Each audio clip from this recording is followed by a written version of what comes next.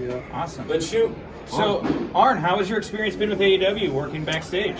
You know, I really haven't had a lot to do with AEW as far as nuts and bolts. I've just kind of been talent so far, which has been awesome.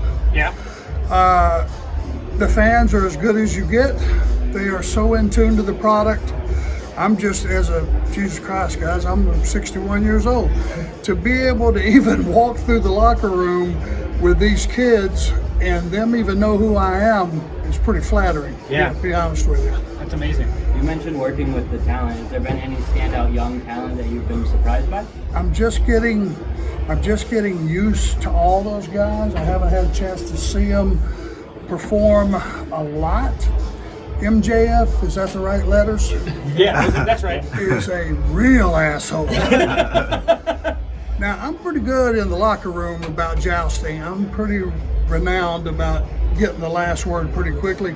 I don't know if I want to get in a verbal joust with that kid. He's a major league smartass. Oh, it's a tough go. Oh my God! You said some great things about Luke Harper in the past. What about him makes him stand? What about him stands out to you? And do you agree with the notion that he's underutilized in WWE?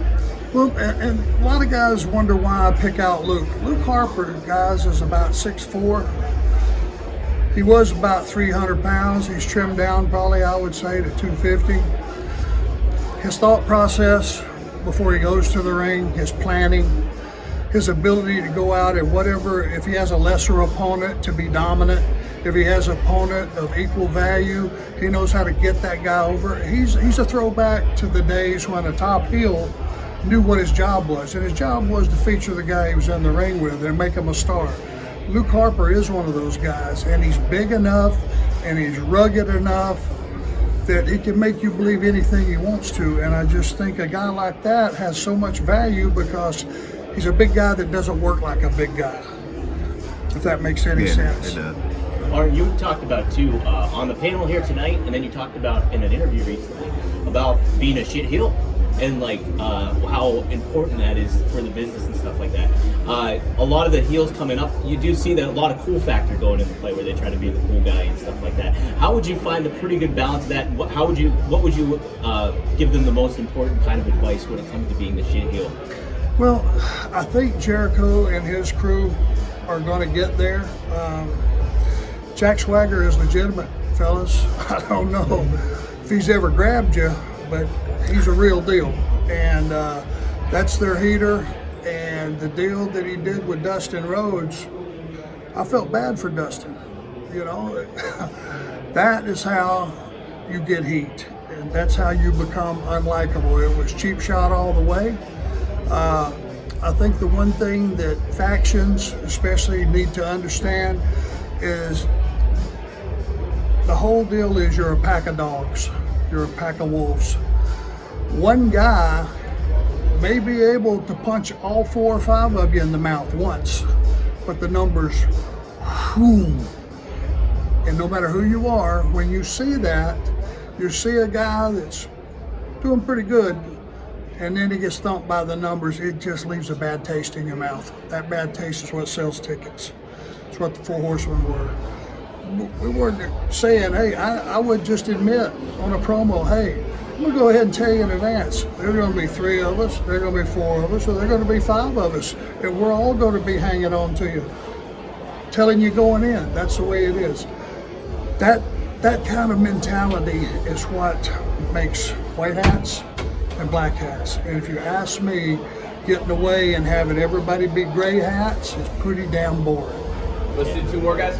We saw you do a spine buster at AEW and then an independent show. How many spine busters you got left in you? I had one with Dolph Ziggler a couple of years ago, plus the 2 you mentioned. My quota is full. What? Are you retiring the spine buster? You're a spine buster? My spine buster, and everybody says, hey, you do a pretty good spine buster. Hell, it's my move. Yeah, no kidding. I came up with it. It should be the best. I'm sad to hear you say you're done. And anytime it's not stellar, it's the other guy's fault. Oh, man. So we're going to rest it a while. Who knows? Okay. Can't tell you. That wouldn't be any fun. It's going to be when you least expect it. Okay. Okay? Got it.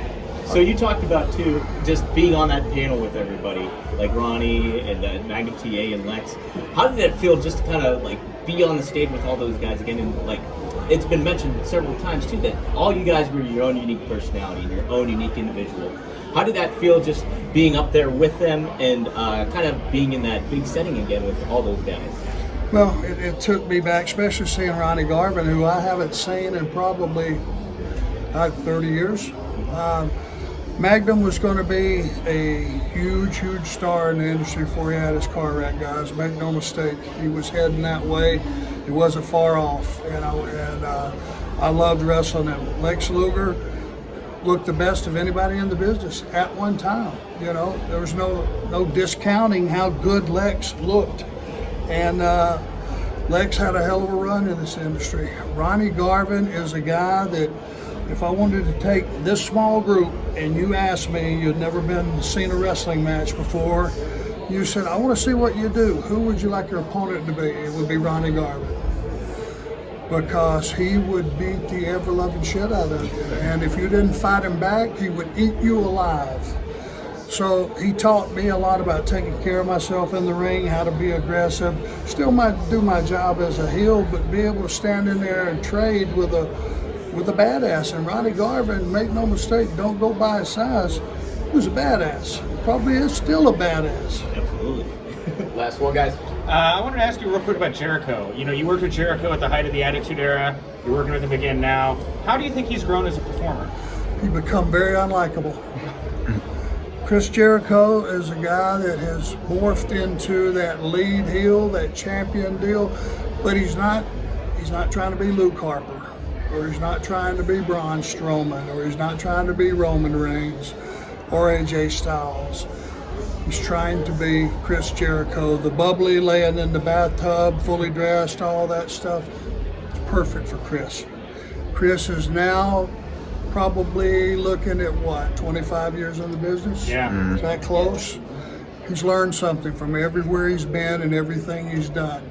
And by surrounding himself with those two guys, LAX and Swagger. And Sammy Guevara.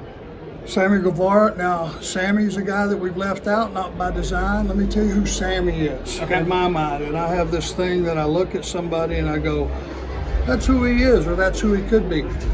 I got my family out on the deck. We're in Florida somewhere having dinner, and there's the 2 or 3 19-year-olds about 3 tables over that shouldn't be drinking because they're not old enough, and they're getting loud as hell and making me a nervous wreck.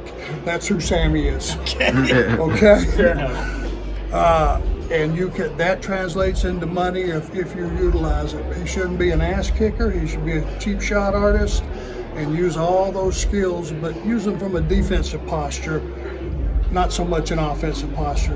Everybody get that? Yeah, I think so. Nothing worse than kicking a guy's knee out from under him when you're sitting on your ass begging him not to punch you in the mouth, for lack of a better example. So I think he's surrounded himself with a good crew of guys. They're going to do really, really well, and I'm excited for all the Chris's success and all those guys. Awesome, guys. Thank you, Arn. Thank you, Arn. Okay.